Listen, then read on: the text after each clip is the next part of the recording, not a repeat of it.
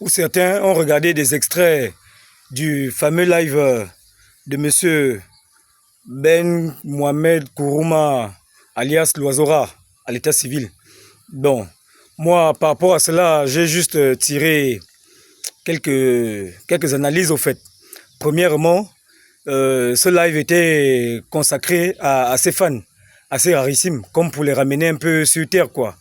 Parce que le mal de Loazora, ce sont aussi ses fans, pour ne pas dire ses fans extrémistes, ses ultras, qui passent leur temps à créer des pages et faire du contenu exclusivement réservé pour dénigrer les adversaires de Loazora. Entre autres, Mohamed Ben Kourouma, alias Loazora, a eu aussi à dire que, entre filigrammes, hein, c'était vraiment, fallait lire entre les lignes. C'est-à-dire qu'il s'est accoutumé, il s'est habitué à la xénophobie du public gabonais. Ça devient à la longue pour lui comme une preuve d'amour. Je dirais que c'est faux.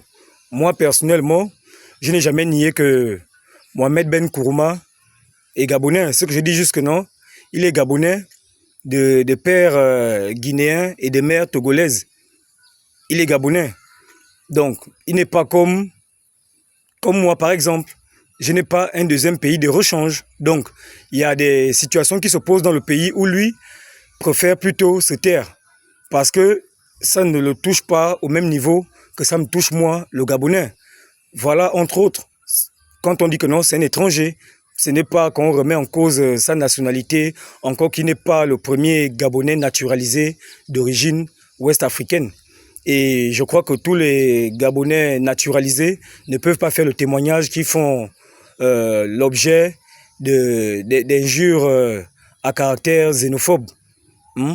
Et les fans de Loazora, il a aussi eu à vous faire comprendre que à chaque fois, c'est vous qui le demandez d'aller collaborer avec les autres artistes.